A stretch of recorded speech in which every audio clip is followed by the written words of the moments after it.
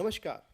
Today we have with us Dr. Sachisha, Faculty, School of Interdisciplinary and Transdisciplinary Studies, IGNO.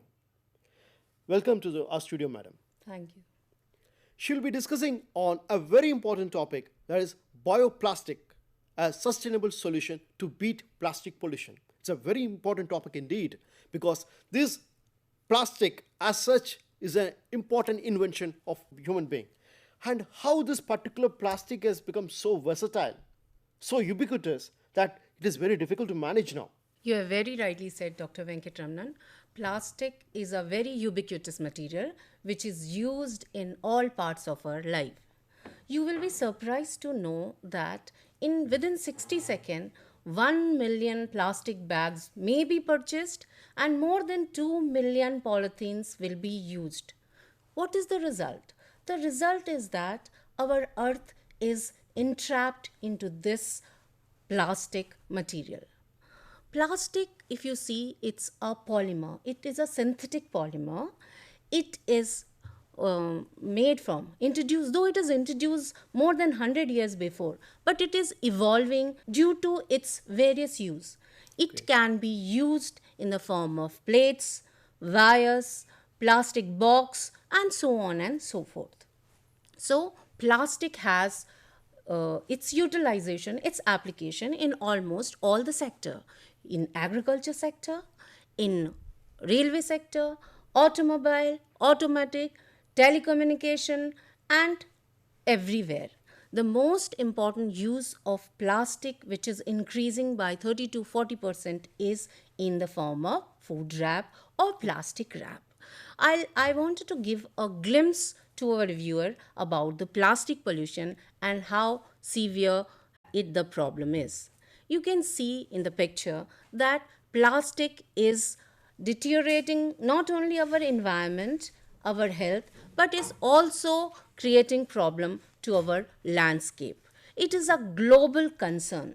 The severity of the plastic pollution is so much that this year, 2018, the theme of World Environment Day is Beat the Plastic Pollution. Plastic is everywhere. You see that plastic is a polymer, as I have told. Polymer is a Greek word. Poly means many, mer means parts. So it is a polymer. It may be polyethylene, polystyrene, polypropylene, polyamide, polycarbonate, depending which have different properties. Depending upon their properties like their color, their resistant to heat, their degradability, and other property, they are used for various purposes. So this plastic, if you say, it's a boon to environment because humanities depend on plastic for many ways.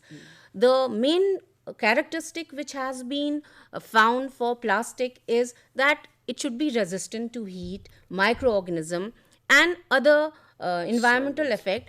It now is a main concern for environmental sustainability or environment because it is not degrading, it is very slow degrader. And the second problem is that the waste, plastic waste which is being produced, it is either landfilled or it is incinerated or it is left as such and recycled. When we talk about landfilling, when this plastic waste, this entire plastic, when it is landfilled, the landfills are not sufficient due to the unavailability of oxygen and sunlight and other things. This plastic is not degrading. The plastic degradation is very slow. Moreover, if you see that 400 million tons of plastic is produced per year and it is estimated to increase more. So you can imagine that this much plastic which is produced every year, how to dispose it, how to decompose it, or how to clean our earth from this plastic menace. So the landfills are not sufficient. When it is incinerated, it produces various types of gases. It causes the greenhouse gas emission and they are very slow degrader. Though we say that plastics degrade in 1,000 years, but these plastic are broken down into a small shreds, small particles, which are called microplastic. These microplastics are of more concern, more health concern. These microplastic, if you see, they enter into the food chain. Whatever food we wrap, whatever material we wrap into the plastic, these microplastic enters into food chain, they enters into tap water, they enters, even the microplastics are now found into the table salt. I would like to show our viewers the two newspaper clipping, in which one is from the Guardian, Monday 22nd October 2018, which shows that microplastic are found in human stool for the first time. A studies has been conducted in which the stool of people from all over the globe has been investigated, researched, and it was found that microplastic was found all over. So microplastic, which is ultimately dumped into the ocean, we are well aware that this microplastic, there is choking of fishes, there are many animals are unintentionally they are digesting it, ingesting it, so it is creating a havoc in the ocean region.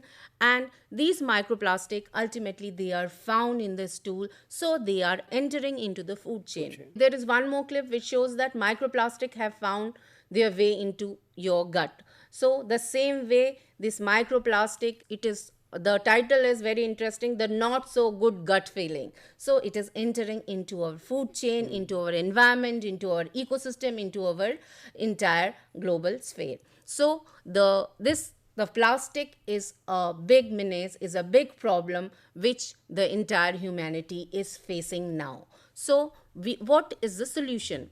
The solution is bioplastic. Bioplastic is a green and sustainable alternative to regular plastic. If we see that, why we are saying green? Because these bioplastic are basically biopolymers. They are bio-based polymers. They may be biodegradable, they may be from natural resources, and they can be recycled. They are easily degradable. They don't harm the environment.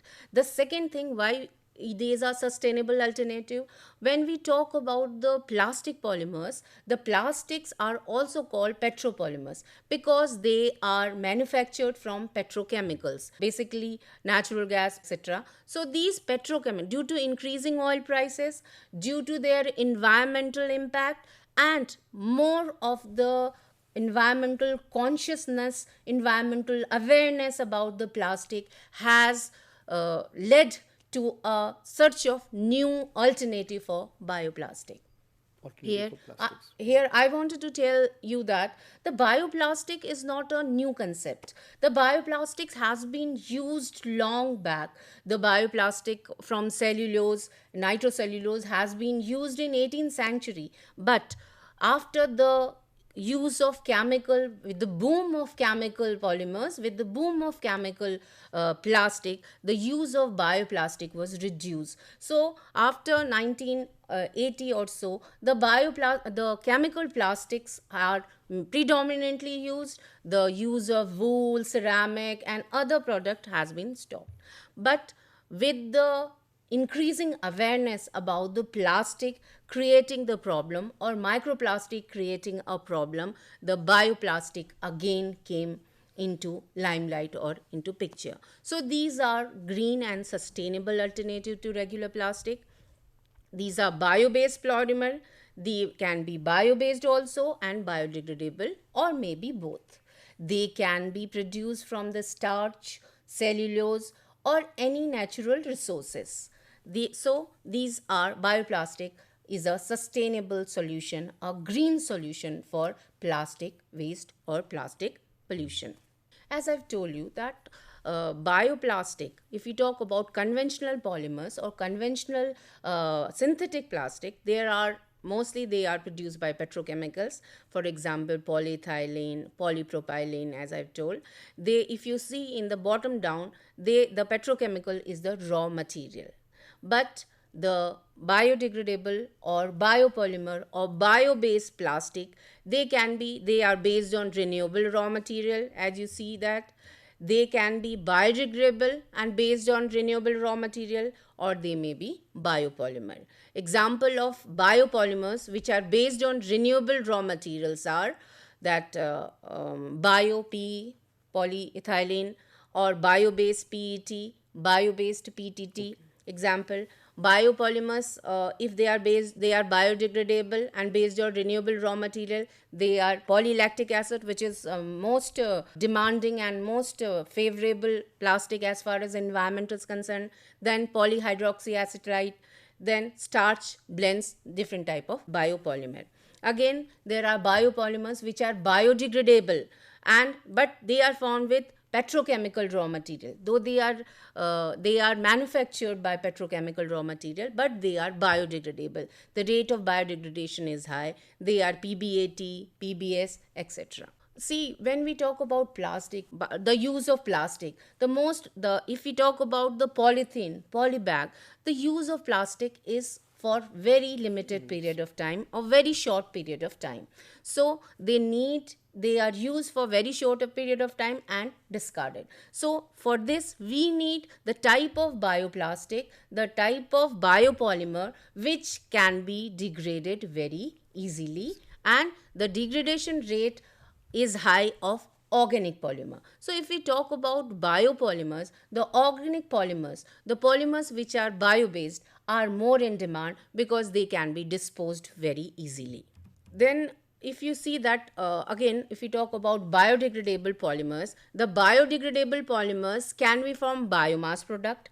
These biomass product can be from agriculture resources. These agriculture resources are known as agropolymers. So these agropolymers or agriculture resources can be from polysaccharides, from protein, or from lipids. If we talk about starch, the bioplastic can be made from wheat, potato, maize, or it can be formed by lignocellulosic product. The lignocellulosic product may be wood straw, and others, agropolymers may be pentins, chitosans, chitin, gums, and so on and so forth. If we talk about protein and lipid agropolymers, the protein and lipid agropolymers can be made from animals like casein, whey, collagen, gelatin. If we talk about plant, the plant, corn can be used, GMAs can be used, soya bean, gluten. So agropolymer, there are wide range of substrate is available, which may be a waste substrate, can be used for the production of bioplastic. The bioplastic can also be made from the microorganism. Like if you say it is polyhydroxy alkylonate, which is popularly known as PHA, or polyhydroxy butadienate with PHB, these all can be extracted from the microorganism. The third is through biotechnology. How biotechnology can be used for the production of bioplastic. You might have heard about genetically modified organism or metabolic engineering. Through metabolic engineering, the plants can be engineered in a way that they can produce the plastic or any other polymer, bio-based polymer, which can be used for the production of any type of material. And other than that, the co-product can also be obtained. And then there are genetically modified organisms. The microorganism, they produce PHA. These microorganisms can also be genetically modified to produce the bioplastic or produce the biopolymer. Then bioplastic is also, or biopolymer is also obtained from petrochemical produce. They through conventional synthesis or any synthetic monomer. For example, polycarbolactones, polyesteroamides, aliphatic carboxyesterases, aromatic copolyesterase, etc. The advantage of these petroleum-based polymer is that they are fast degrading or biodegrading, can be recycled easily. Now, what are the current application of bioplastics? The bioplastic now used in a very large scale. They can be used as packaging material. They are used in agriculture for mulching. You might have seen agriculture practices where the mulching polythene is being used, and after the crop is harvested, this polythene is being discarded. Now there is kind of polythene, biofilm, or bioplastic is being produced, which there is no need to remove it from the field. It will automatically biodegrade. So mulching film can be used. It is used in cosmetics. It is used in automotive industries. Many car industries are using the biopolymers for their various car manufacturing design. Beside that, bioplastics are also used for making laptop covers, making mobile phone covers. You might have observed that all these type of waste is also predominant nowadays. So these are also, bioplastic is also made to make this covers, iPhone covers, iPad, then laptop, etc. Here I wanted to show a bioplastic which is produced from potato. Few researchers have done a research and they have produced the biodisposable cutlery from the potato peel. So this bioplastic cutlery, after disposing within 3-4 days, because it is made of potato peel, it is easily degrade, it is easily recycled and can be used the desired form. Now there are many, like food wraps. Food wraps also are being made for vegetable for this through this bioplastic. Besides that, there are different type of polythenes. Polybags are also made from this type of bioplastic, which can be easily degraded and which can be easily recycled. These are disposable housewares that are made from biodegradable plastic, and again biodegradable hangers from United Color of Benetton.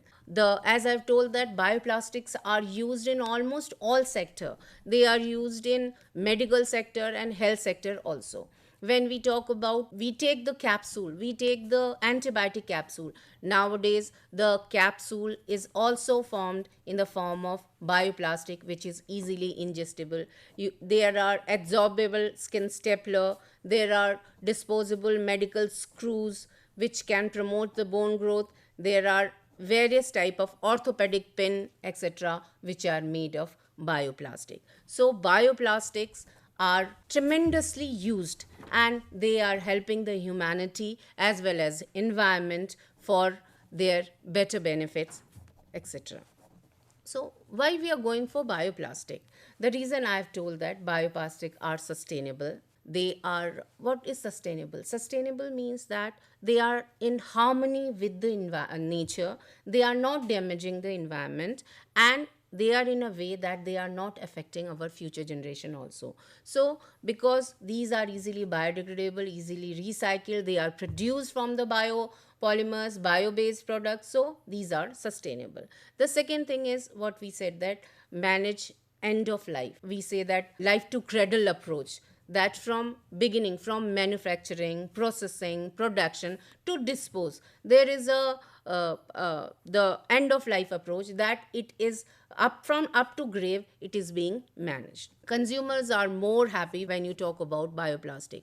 We are so much aware about the environmental problems. We are so much the landscape which we observe, that during the Swachh Bharat Abhiyan also you might have seen that the plastic is everywhere. So the consumer is now more conscious about the bioplastic. When we go to the market, most of the people, when we go to the market nowadays, we are conscious that the plastic is bioplastic. Many India, if you talk about India, many state government has banned the use of plastic. So the consumer is also more aware or more demanding about the bioplastic.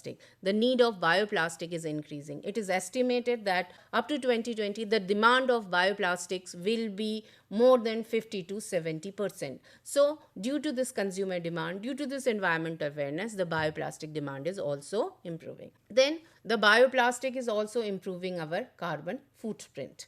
That carbon footprint, how it is increasing? Because we are less dependent on natural oil or petrochemicals. We are using less energy. We are using natural resources. We are energy consumption is less. So in a way, this bioplastic is improving the carbon footprint. So we are more and more into bioplastic instead of synthetic plastic or petrochemical based plastic. I wanted to show the large scale production of polyhydroxybutyrate in plants. We were talking about metabolic engineering. Metabolic engineering, when plant is engineered to produce some kind of bioplastic or biopolymers, and along with some co-produce are also being produced. So this picture shows that oilseed crops, it is being used, or biomass crop, it is through metabolic engineering, it is being used to produce PHB, polyhydroxybutyrate granule. And with PHB granule, the co-product are lignocellulosic biomass, and beside this PHB also used in forming plastic, chemicals, feed, supplements, and the energy is also being obtained. So through metabolic engineering, through genetic modification, the bioplastics can be used or can be produced. So if you see that bioplastic, they are used in a very tremendous way, in a very large scale. But there are certain challenges. If you talk about challenges, the first challenge is it composting, then recycling, then its performance and cost. When you talk about composting, these bioplastics, though they are easily compostable, but they required high energy. I mean, like, the composting process is not in low temperature. For the composting of these bioplastic, again we require a very high temperature, so it's energy efficient. It's not easily composted, so again there are certain energy requirement or use of energy.